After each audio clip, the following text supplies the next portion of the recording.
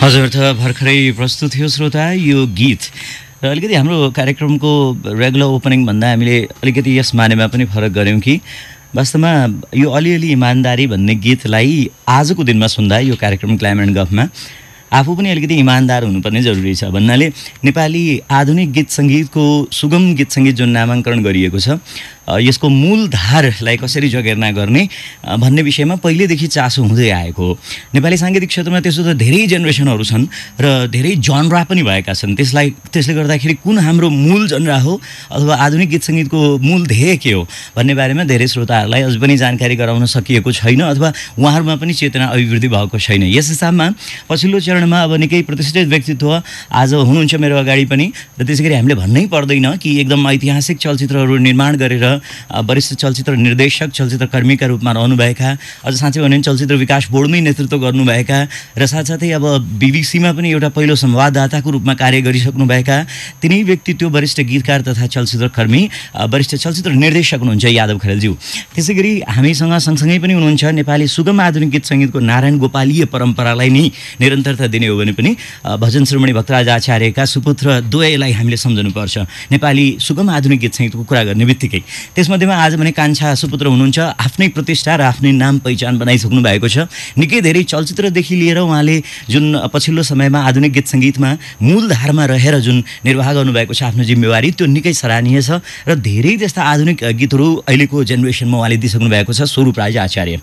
त अब आज स्वरूपराज आचार्य त्यसै गरी हाम्रा यादव खरेलज्यू जो विशेष गरेर अब फिल्मकै नीति नबनिरहेको सन्दर्भमा र 50 वर्ष नीति समेत थन्किएको अवस्थामा यतिखेर अब नेपाली सुगम आधुनिक गीत सङ्गीतलाई कुन धारमा लिएर जाने भन्ने बारेमा यो अलिकति जटिल विषय त छ श्रोता, तर पनि यद्यपि हामीले कुरा गर्ने भएका छौँ। यस अर्थमा आज हामीले यो विषय उठाउने जो यसको संयोजकत्व गर्दैछ यसमध्येमा भने हामीले अध्यक्ष जो निकै नै रेप्युटेड मिस नेपाल जसले एकदम निरन्तर विभिन्न बाधा व्यवधानका बावजुद पनि भनौँ न अब थुप्रै त्यस्ता महिला अधिकार कर्मीहरूले पनि बिचमा आवाजहरू उठाए तथापि मिस नेपालले दिएको जुन योगदान छ त्यो भने एउटा कन्फिडेन्ट अथवा एकदमै आत्मविश्वासी महिलाहरूलाई बनाउने कुरालाई भने नकार्न सकिँदैन र आफ्नो पेसमा उहाँ सफल हुनुभएको छ। मिस नेपाल ब्युटी पेजेन्टको उहाँले लगातार जुन गर्दै आउनुभएको छ आयोजना यसमध्येमा आज हेडन ट्रेजरका अध्यक्ष हुनुहुन्छ हामीसँग र उहाँ हुनुहुन्छ गोपाल कक्षपतिज्यू र उहाँसँग पनि हामी कुराकानी गर्नेछौँ कि एटलिस्ट यति राम्रो आयोजक भइसकेपछि भोलि गएर उहाँको यो आयोजना गर्नुमा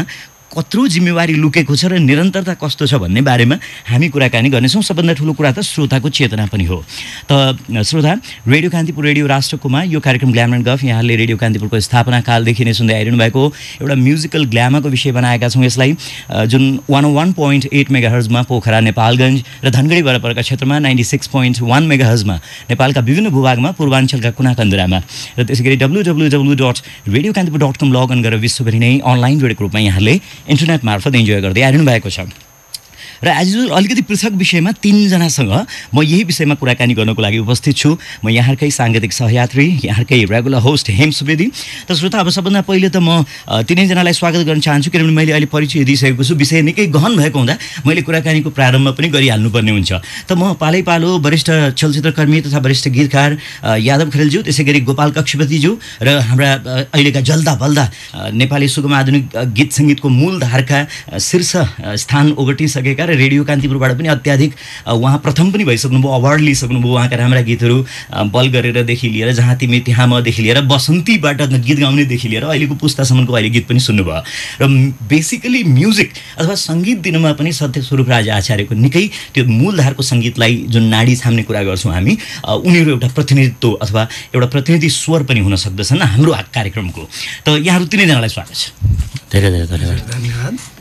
म कुराकानी त यादै जस्तो मैले अघि नै पनि भने कि निकै गहन छ विषय भनेर, तर आज म यो कुराकानीलाई श्रोताको मूल चेतना जनरा जुन सुन्ने चेतनाको विषयतर्फ लिएर जान्छु त्यो पनि निकै गहन देखिन्छ। अब माफ गर्नुहोला मैले यो भूमिका बाँध्नै पर्ने हुन्छ किन भन्दाखेरि हामी कसरी जाने भन्ने सिर्फ कुराकानी गर्ने हो भने यो मैले सुगम सङ्गीतमा जोडिँदै विगत र वर्तमान जुन कार्यक्रम भयो अहिले वास्तवमा जुन यहाँहरूले खोज्नु भएको भए हिजोसम्म पनि यो पत्र पत्रिकामा आउँदैछ जुन कार्यक्रम सम्पन्न भइसक्यो भइसकेको छ। सुगम सङ्गीतको धारमा बिर्सिएका विगतलाई वर्तमानसँग जोड्नको लागि गीत सङ्गीत क्षेत्रमा लायकहरू जुन जुटेका छन् र यो भव्य कार्यक्रम सम्पन्न भएको छ। यसमा हिडन ट्रेजर पनि आयो, जुन पहिलेका स्रष्टा अथवा गायक सङ्गीतकारलाई रचनालाई नयाँ पुस्तासँग आबद्ध गर्ने कुरा आयो, जुन हामीले अब पहिलेदेखि कुराकानी गरिरहेका छौँ एउटा डिस्कसन नभइकन। तर त्यो डिस्कसनको थलोको कुरा गर्दा हामी ठोकिन्छौँ प्रज्ञा प्रतिष्ठानमा अथवा सरकारी निकाय बिचमा पनि। अब म यहाँलाई के सोध्न चाहन्छु भने यो एउटा विषयको उठान कसरी भयो, यसको एउटा स्ट्राटेजी अथवा योजना कसरी अगाडि लगिएको छ, सबभन्दा पहिले त्यो क्लियर नै गराउनु पर्ने हुन्छ मैले भन्नुभन्दा पनि। त्यसैले म यहाँलाई के आग्रह गर्छु भने हिडन ट्रेजरसँगको समन्वयमा जुन यो अगाडि गएको प्लानिङ स्ट्राटेजी र सुगम आधुनिक गीत सङ्गीत जुन हामी एकदम लेम्यान भाषामा भन्नुपर्दाखेरि जस्तो अब 1965 सेतुराम श्रेष्ठ प्रधानको रेकर्डिङ भएदेखि यता कुरा गर्ने भने 100 वर्ष पनि मनाइसकेको छ सुगम आधुनिक गीत सङ्गीतको। अब त्यो धारमा हेर्दै जाने भने मसँग यहाँ 2टा किताब मात्रै छन् अझ अवेरनेस गराउनको लागि। एउटा भने लेख्नु भएको छ डाक्टर कृष्ण हरि बरालले, उहाँले गीत सिद्धान्त र इतिहासमा गीतकारहरूको नालीबेली प्रस्तुत गर्नुभएको छ। अर्को मसँग रामशरण दर्नारको पनि पुस्तक छ। अब विभिन्न जानकारी राख्ने क्रममा नरेन्द्रराज प्रसाईको नेपाली सङ्गीतको शिखर पनि छ। अब यो 3टामा हेर्दाखेरि मैले के देख्छु भने दाइ यहाँ जस्तो मेलवा देवी सेतुराम अब पहिलो गाएपछि रत्नदास प्रधान, धर्मराज थापा, कृष्णमान, भैरबहादुर थापा, हरिप्रसाद विमाल, नातिकाजी। अब यो एउटा जुन एउटा छ नि ऐतिहासिक एउटा श्रृङ्खला लामो, जस्तो शिवशङ्कर भयो अनि हामीले यहाँ कुरा गर्दै जाँदा फतेमान राज भण्डारी, कल्याण रिमाल र आदि इत्यादि जुन यो अम्बर गुरुङ, जगतमर्दन थापादेखि लिएर बच्चु कैलाशसम्म, त्यसै गरी नारायण गोपाल, शान्ति ठटाल, गोपाल योन्जनदेखि लिएर कर्म योन्जन। अनि त्यो हुँदै आउँदाखेरि आजको दिनमा धेरै छुट्टै होलान् तर सत्य स्वरूपराज आचार्यसम्म आइन्छ, त्यो भक्तराज आचार्यको जेनेरेसनबाट अहिलेसम्म र विश्व नेपालीसम्म पनि म जान सक्छु। अझ कान्छा चाहिँ एकदम भर्खरका आएका उनले सुगम धार मन पराएका जो आफ्नो धारमा आउन चाहेका कुरा गर्दाखेरि है। अब मलाई यति मात्रै भनिदिनुहोस्, यो एउटा म मित्र हाम्रो प्राविधिक साथीलाई यो सानो कोलाज छ, यो कोलाज त अब हामीले त्यति बृहत अध्ययन गरे हैनौँ, यो सुन्नु होला। त्यसपछिको श्रृङ्खलामा हामीले सुगम धारलाई अगाडि लिएर जाने कुराकानी गर्नेछौँ। एकैछिन म छोटो पहिला यादवलाई यो सुनाइहाल्छु। हजुर, त अब एकैछिन अब मैले यो कोलाज सुनाइसकेपछि यादव खरेलज्यूसँग प्रश्न राखेँ कि अब क्लियरली कृपया यति ठुलो धार बिचमा कहाँ छ, अहिले हामीले गोपाल कक्षपति जस्ता रेप्युटेड एउटा भनौँ न मिस नेपालको ब्युटी पेजेन्ट गर्ने एउटा जो आफू अर्गनाइजर हुनुहुन्छ उहाँसँग भएपछि अलिकति हामीलाई आशा पनि बढी हुन्छ, किनभने उहाँले जिम्मेवारीलाई पुरा गर्दै आउनुभएको छ विगतमा पनि। र यो प्लान र स्ट्राटेजी र श्रोताको चेतनाको बारेमा मलाई अलिकति क्लियर गरिदिनुहोस् न यो विषय पुरा सम्पूर्ण रूपले। यादव यसलाई यो सन्दर्भ जोडौँ म। अहिले एमआईले उठाउनु भएको छैन, सैद्धान्तिक पक्षलाई उठाउनु भयो, इतिहासलाई जोडेर। अब यो अहिलेको सन्दर्भ भने चाहिँ के भने यो अविरल यात्रा भनेर एउटा कार्यक्रम साङ्गीतिक साँझ अविरल यात्रा यादव खरेल भनेर हिडन ट्रेजरले सुरु गर्यो, गर्ने तयारी गरिरहेछ। र त्यो 31 र 32 गते यो साउन महिनाको 31 र 32 गते आर्मी अफिसर्स क्लबमा काठमाडौँमा यसको यो कार्यक्रम आयोजना हुन्छ।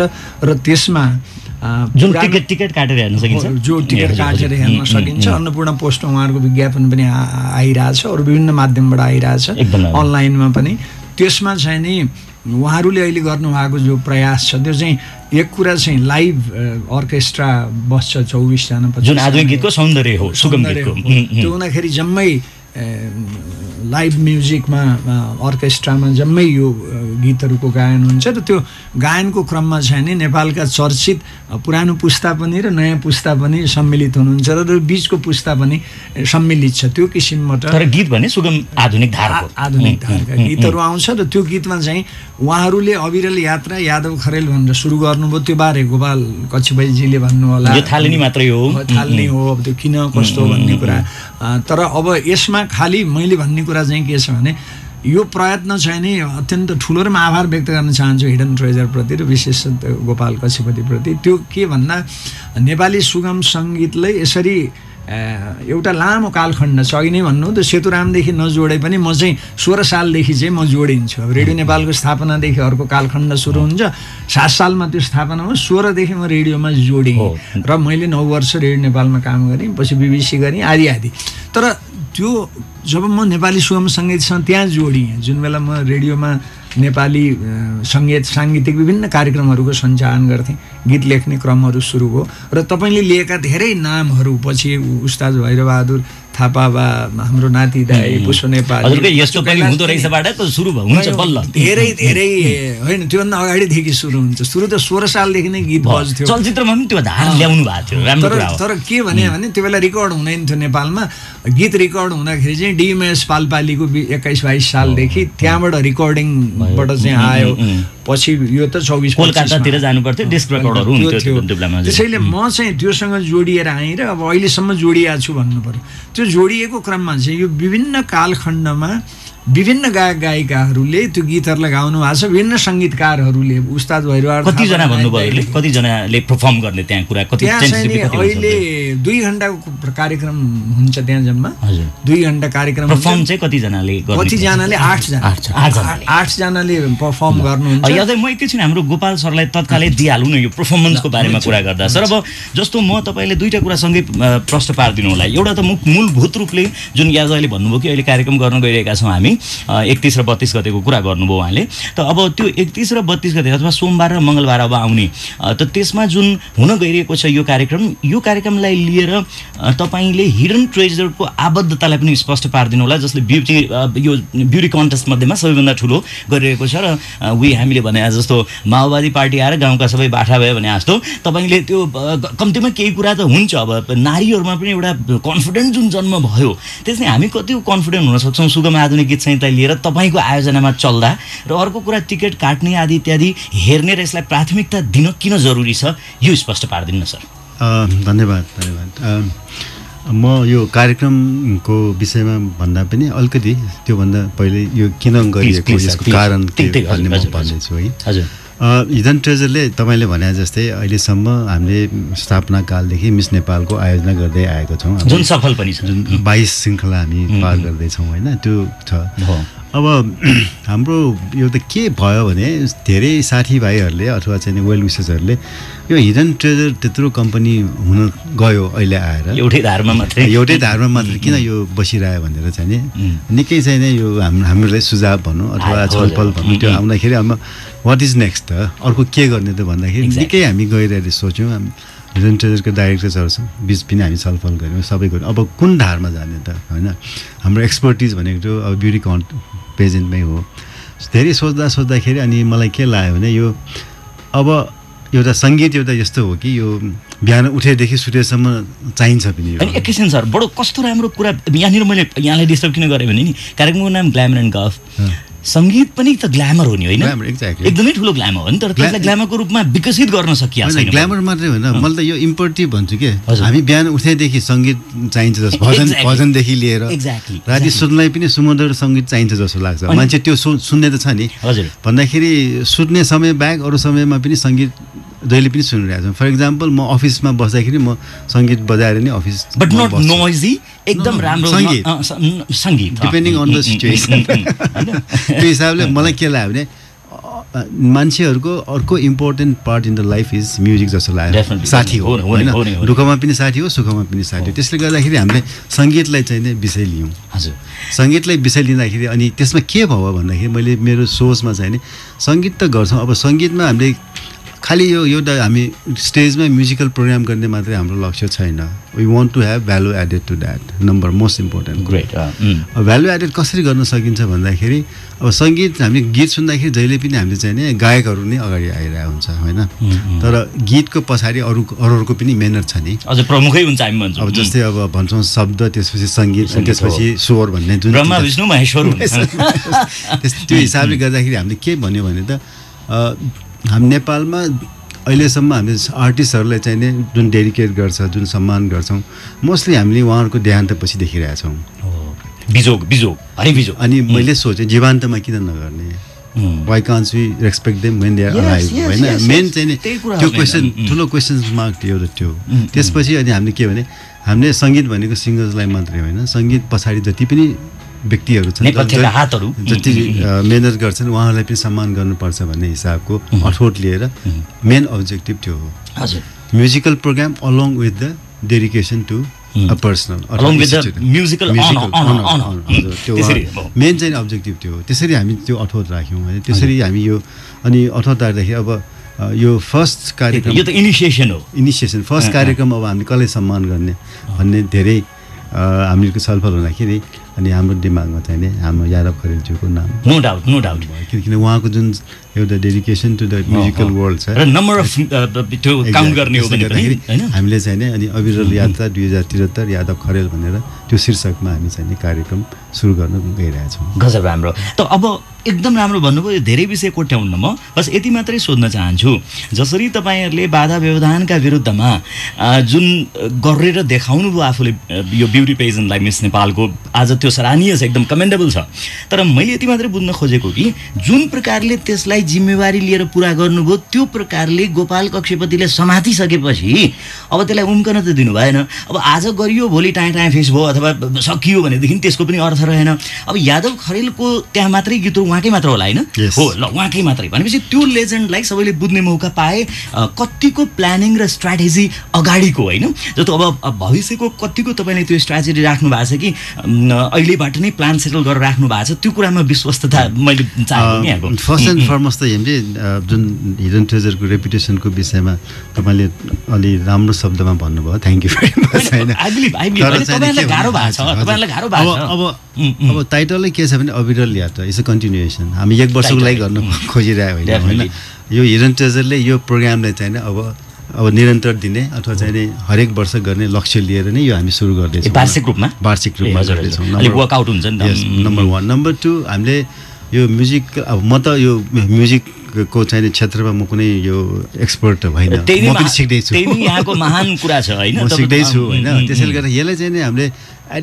भ्यालु एडेडहरू राखेर हामी गरौँ कि भन्ने सोच छ फर इक्जाम्पल हामीले अब स्टेजमा पनि अलिकति केही फरक गर्न सकिन्छ कि भनेर हाम्रो सोच छ नम्बर 1 र अर्को इम्पोर्टेन्ट कुरा के भने यो हरेक वर्षको कार्यक्रममा हामीले चाहिँ एउटा आर्काइभिङ गर्दैछौँ जस्तै अब यो पटक चाहिँ अब हाम्रो जसलाई हामीले डेडिकेट गर्छौँ उहाँको चाहिँ एउटा आत्मकथा भनौँ अथवा चाहिँ बायोग्राफी भनौँ अथवा उहाँको विषय डकुमेन्ट्री टाइपको एउटा डकुमेन्टेसन एक्ज्याक्टली सो हामीले एउटा किताब पनि निकाल्दैछौँ हामीले 100 पेजको किताब निकाल्दैछौँ त्यो जरुरी छ किनभने शिक्षाद्वारा चेतना दिनु पर्यो अहिलेका शिक्षित भएको छन् उपन्यास पढ्न थालेछन् यसको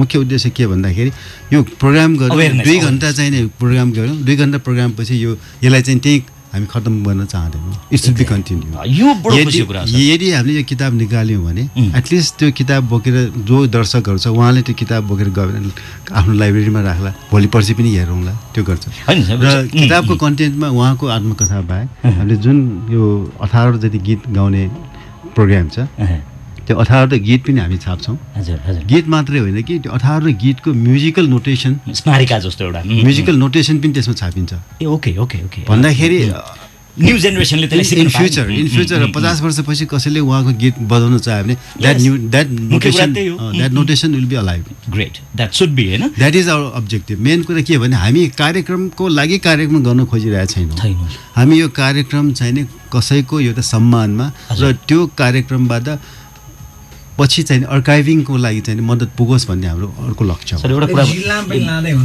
हो म यो नेपालभरि सोध्दै थिएँ एउटा कुरा भनौँ सर अनेस्टली भन्दा म 17 वर्षदेखि वकालत पनि गर्दैछु नेपाली साङ्गीतिक क्षेत्रको यो विषयलाई म आफै निराश छु अहिले भन्ने हो भने ल तपाईले यो नेपाली साङ्गीतिक क्षेत्रको नाडी छामेर अथवा अहिलेको स्कोप बुझेर वा अहिले जुन विभिन्न समस्या देखाइन्छ अहिले एल्बम सेल हुँदैन रोयल्टी र पाइरेसीको मुद्दा नै त्यस्तो ठाउँमा अल्झिएको छ सरकारले यसको उदासीनता छ प्रज्ञा प्रतिष्ठान राजनीतिक पिछलग्गुहरूको थलो भएको छ त्यहाँ पनि एउटा एकाडेमिक व्यक्तिहरूलाई भर्ना गर्न सकिया छैन पार्टीगत प्रदूषण डेन्जर छ यी सब कुरा थाहा छ हजुरलाई यहाँलाई कतिको मैले भने नि म चाहिँ टेक्निकल्ली भेरी अनप्रोफेसनल यो मेरो के म चाहिँ एउटा म सङ्गीत प्रेमी हुँ म चाहिँ सङ्गीत प्राण वायु भरिदिनु भयो सर तपाईँ आएर होइन तपाईँ जस्तो लगानीकर्ताले यो ठाउँमा आउनु भनेको त अहिले साँच्चै भने अनेस्टली स्रष्टाहरूले सोच्दाखेरि त इट्स भेरी गुड म त्यो पक्षमा सोचेको छैन मैले सोचेको के पक्ष भने मैले जुन चाहिँ क्रिएटर्सहरू छ आर्टिस्टहरू छ जुन चाहिँ नेपालका म्युजिकल क्रिएटर छ उहाँहरूलाई सम्मान गर्नुपर्छ द्याट इज म चाहिँ त्यो राजनैतिक म चाहिँ कुनै अरू चाहिँ मैले यहाँबाट त्यो अपेक्षा गरे पनि होइन किनभने राजनीतिको कुरा गर्यो कि त बिरामी हुन्छ होइन अहिले मैले त्यो अपेक्षा पनि गरेको छैन बस यति मात्रै के भन्न खोजेको भने स्थितिलाई बुझेर आउँदा भोलिका दिनमा योसँगै गाँसिएका समस्याहरूलाई पनि केही सम्बोधन गर्न सकिन्थ्यो अथवा त्यसलाई पनि मिलाउँदै जान सकिने सम्भावना थियो कि थिएन भन्ने कुराहरू मात्रै गरेको त्यो पछि थाहा हुन्छ सर यहाँले यो अहिले सायद भन्नु पनि हुन्न होला बस यति हो हामी त के भन्छौँ भने श्रोता यस्ता गोपाल कक्षपतिज्यू जस्ता थुप्रै अरू व्यक्तिको आवश्यकता छ नेपाली साङ्गीतिक क्षेत्रमा बुझेर लगानी गर्ने यो विषय कति महत्त्वपूर्ण छ भनेर एकताका त कुरा पनि कस्तो भएको थियो भने विदेशमा अमेरिका लगायतका विभिन्न ठाउँमा टप 10 गायक कलाकारहरू नै नेपालका गएर पलायन भएका छन् यो किन भएको भने जब यहाँको संस्कृति नै उखाडेर बाहिर फालिदियो भने त यहाँ केही रहने नै भएन भन्ने जस्ता डिप्लोमेटिक कुराहरू पनि आएका थिए त त्यो उनीहरूले पनि सहजै भिसा पाउँछन् सहजै बस्न पाउँछन् बाहिर विदेशमा भन्ने कुरा थियो यहाँ त संस्कृतिसँग जोडिएको विषय पनि भएको हुनाले मैले सोधेको सर तर अब म आउँछु अब मूल विषयमा प्रवेश गर्छु तर अहिलेको लागि भने कमर्सियल ब्रेकतर्फ लागौँ त्यसपछि हामी फर्किएर सोध्दा एउटा बडो गहन विषय छ जसमा हामी एउटा प्रतिष्ठित जो अर्गनाइजर हुनुहुन्छ एउटा ठुलो अर्गनाइजेसन जुन उहाँले सफलतापूर्वक लग्नु भएको छ उहाँ नेपाली साङ्गीतिक क्षेत्रमा भित्रिनु भएको छ अब नेपाली साङ्गीतिक क्षेत्रकाले पनि उहाँलाई कसरी अनर गर्ने उहाँलाई कसरी भित्र्याउने र त्यस्ता अरू व्यक्तिहरूलाई पनि कसरी अवेरनेस फैलाउने भन्ने बारेमा सचेत हुनु पनि जरुरी छ अहिलेको लागि let's go for the commercial brake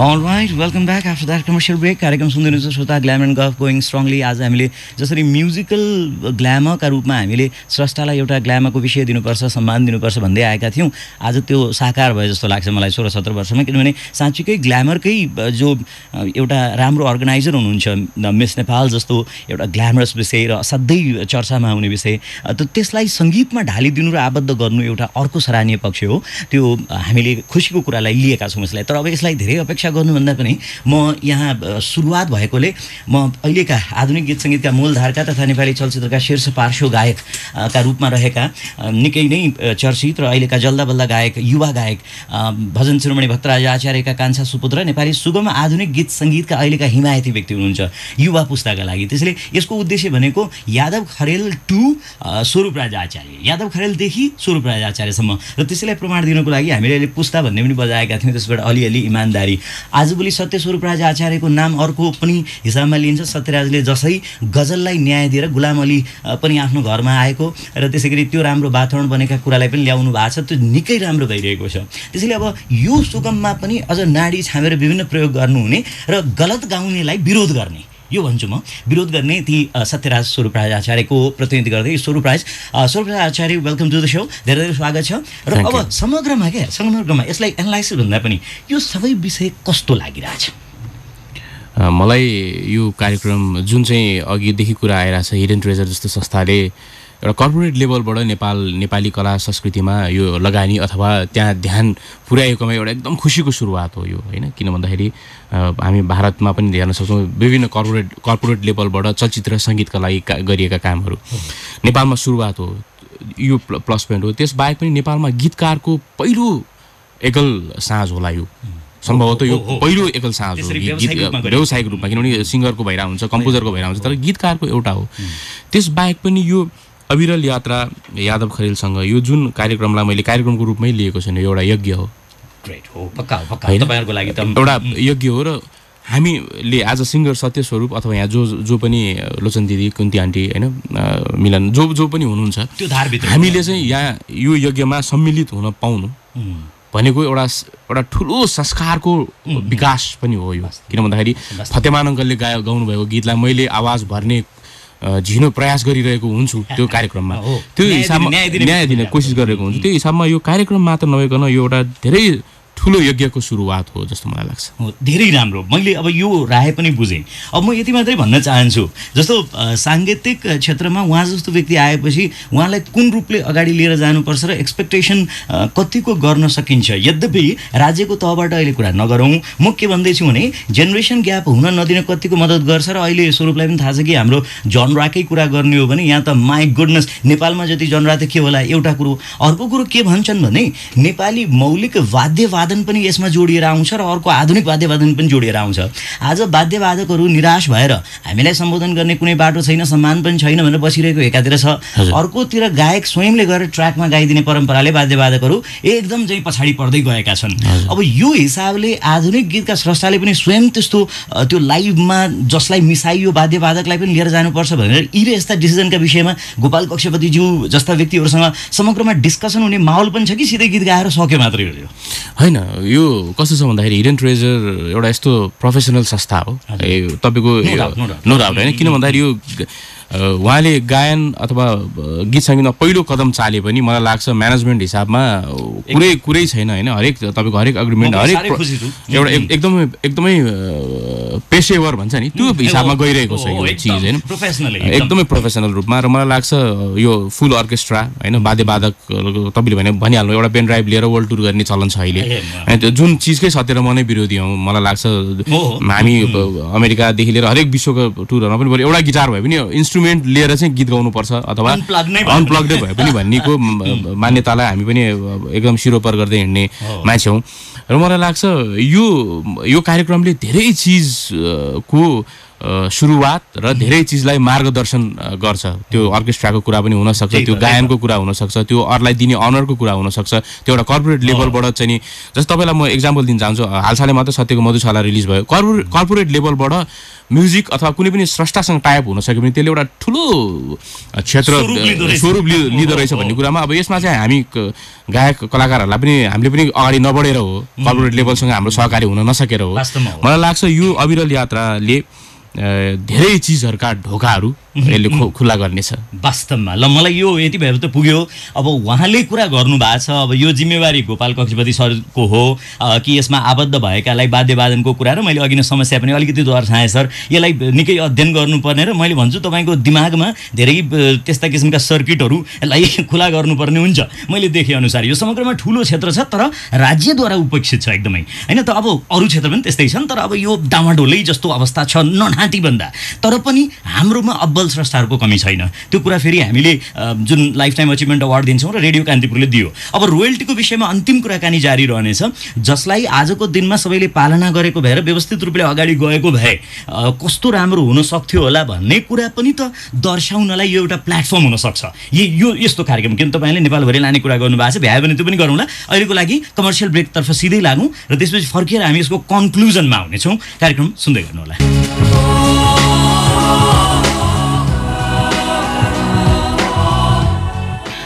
all right, welcome back. र श्रोता अब निकै गहन विषयमा प्रवेश गरियो, त्यो सायद मलाई लाग्छ कि 1-2% पनि आएको छैन।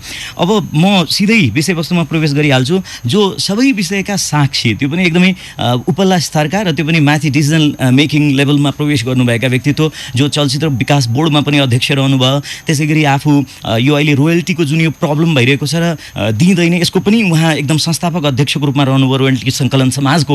अनेकन कुराहरू जस्तो आज भानुभक्तका चलचित्रदेखि लिएर अनेकन जुन थन्किएका छन् उहाँले नै इनिसिएट गरेको राज्यद्वारा भने अब आज यहाँ अरू कुराकानी गर्न त अब समय हुँदैन होला। म यादव खरेलज्यूलाई फेरि पनि एकपटक आग्रह गर्छु, यादव दाइ जस्तो अब यो भनिदिनुहोस् कि आजको दिनमा यो कार्यक्रम मानिलिउँ सफल भयो, त्यसपछि नेक्स्ट के त?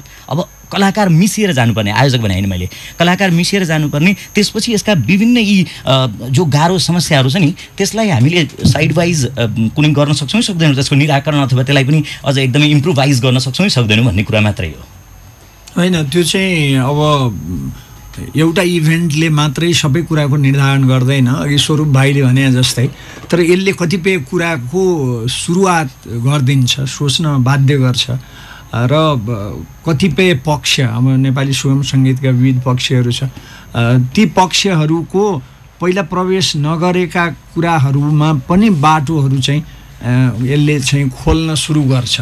यसले प्रश्न चिन्हहरू पनि अगाडि लिएर आउला, यसले त्यो सफलताले अरू इन्करेजमेन्टहरू होला, पछि यसले एउटा कोर्स लिएला, तर एउटा आरम्भ, एउटा अभियानको आरम्भ चाहिँ भएको छ र कुनै पनि अभियान अलिकति ठुलो बृहत रूपमा सुरु गर्दाखेरि त्यसको बृहत प्रभावहरू हुन्छ, मल्टिफेरियस इम्प्याक्टहरू हुन्छ। संस्कृति र कला राज्यसँगै आबद्ध भए पनि राज्यको आशा गरिन्न। यो निजी क्षेत्रबाट एकदम आएको कि कतै लिङ्कअप हुनुपर्छ होइन। अब यो अहिले हेर्दाखेरि हामीहरूले अब फेरि यो विषयान्तर हुन्छ। अब सरकारको जो लगानी छ सम्पूर्ण रूपमा सबभन्दा लगानी न्यून भएको र प्राथमिकता नपरेको क्षेत्र भनेकै कला साहित्य हो। लगानी त अरबौं रुपियाँको खाइरहेछ, रोयल्टी भन्छन् फेरि मजाले सरकारले एकदम त्यो अरबौं लगानीलाई पनि व्यवस्थित गर्ने यहाँ सकेका छैन। आज जसरी रेमिटेन्स बराबरको भएको छ, आज सबै स्टुडियोहरू प्याक छन् काठमाडौँ उपत्यकाका। अब त्यो के भएको भने बाथरुम सिङ्गरहरूले गर्दा प्याक भयो हेर्नुहोस् होइन त। अब यो कारणले गर्दा अब कहाँ पुग्छ भन्ने मात्र यो। मलाई यति भनिदिनुहोस् कि आजको दिनमा अम्बर गुरुङको निधनपछि दुईवटा कुरा भनिएको छ। एउटा के भन्दाखेरि ब्याले, कोयर, ओपरादेखि लिएर विभिन्न किसिमका उहाँले बनाउनु भएका कुराहरू जो मालती मङ्गलेको नाटकसम्म हामी मञ्चन गर्दा लाइभ सुन्ने गर्थ्यौँ त्यो हराएर गयो। अर्को यो सुगम आधुनिक गीतकै परम्परा धान्ने दार्जिलिङे संस्थाहरू एकदमै डाइभर्ट गए जो हाम्रो धरातल थिए उनीहरूलाई च्याट्टै बिर्सियो। हामीले कुनै पनि सम्मान दिन सकेनौँ। जसरी हामीले दार्जिलिङ संस्थाको अमर गुरुङ, गोपाल योन्जनदेखिको परम्परा गर्दा डेजी बराइली, शान्ति ठटाल, दावा ग्याल्मो यो सबै कुराहरू अहिले उहाँहरू हुनुहुन्छ जिउँदा सहित। यो कुरा भनिदिनुहोस् न त। अब त्यसो भए यो कुरालाई विषयगत रूपमा नलगे पनि त यो त राज्य, राष्ट्र, देश, संस्कृति र कलाको विषय होइन र दाइ? हो, तपाईँको प्रश्न मेरो उत्तरभन्दा लामो हुन्छ अनि उत्तर यो समस्या हो दाजु, समस्या हो। अब हेम भाइले यसमा 5-7वटा प्रश्नहरू उठाइसकेका छ एउटैमा।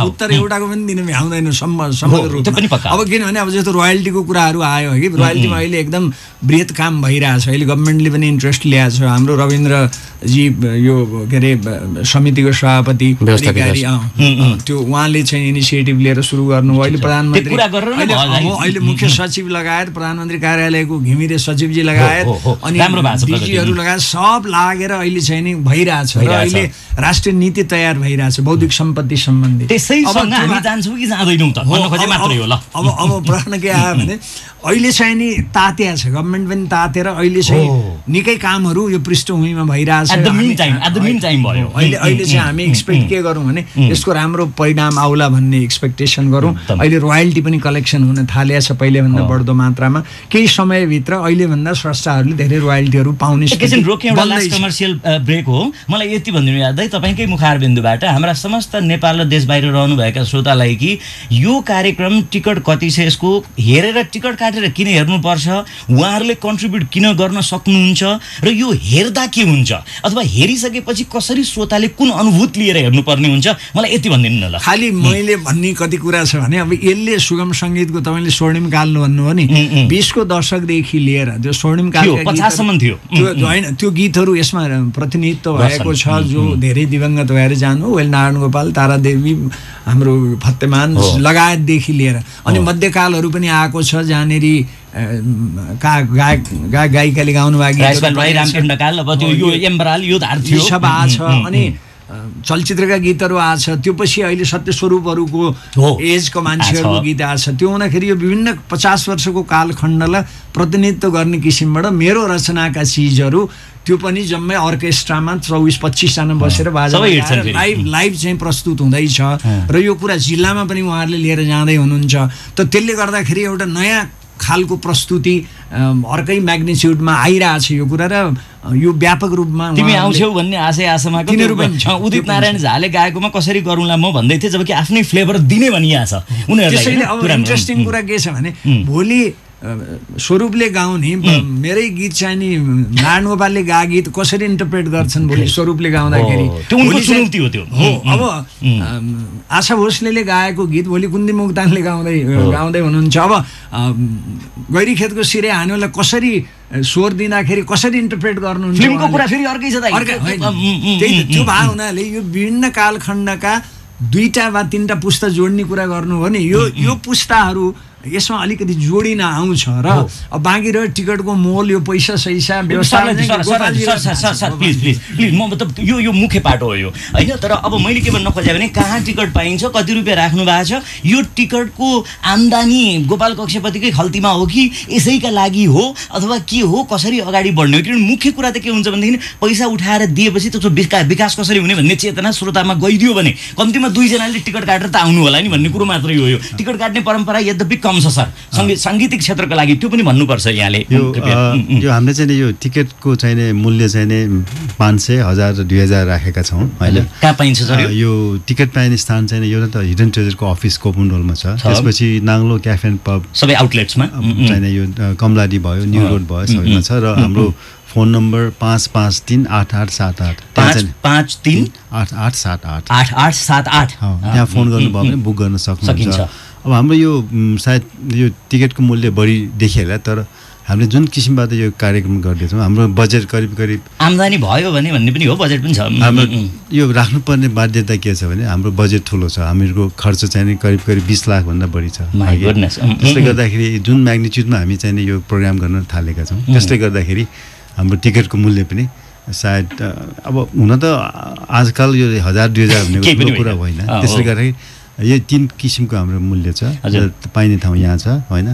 र अघि याबजीलाई तपाईँले जुन किसिमको प्रश्न राख्नु किन हेर्नुपर्छ भन्ने कुरामा मलाई जहाँसम्म लाग्छ जुन यो एउटा पुस्ता छ नि, युवा पुस्ताले एउटा सिक्नुपर्ने यो मौका जस्तो लाग्छ मलाई। अहिले आवश्यकता अथवा मौका जस्तो लाग्छ, किनभने जुन किसिमको विगतका दिनहरूमा जुन किसिमबाट कठिनाइपूर्वक जुन किसिमको गीतहरू चाहिँ उत्पादन गरिन्छ, जुन प्रोडक्सनमा जुन गाह्रो छ, अहिले पो कम्प्युटरमा छ, everything is done in one small laptop. त्यो किसिमको जुन किसिमको एउटा अथक प्रयास थियो नि हिजोको दिनहरूमा, त्यसको चाहिँ आउटपुट कस्तो रहेछ त? I think what is the quality, what is the quality? अब त्यो मोनोलगलाई हामीले चाहिने अलिकति हामीले एटलिस्ट एउटा लाइभ देखाएर, पहिला 4 जना वाद्यवादक हुन्छ भने अहिले हामी 23 जना राखेका छौँ। ग्रेट अवेरनेस हुन्छ सर। त्यसले गर्दाखेरि त्यो कुराहरू चाहिँ हामी अन्तिम कमर्सियल ब्रेकमा जान्छौँ अहिले।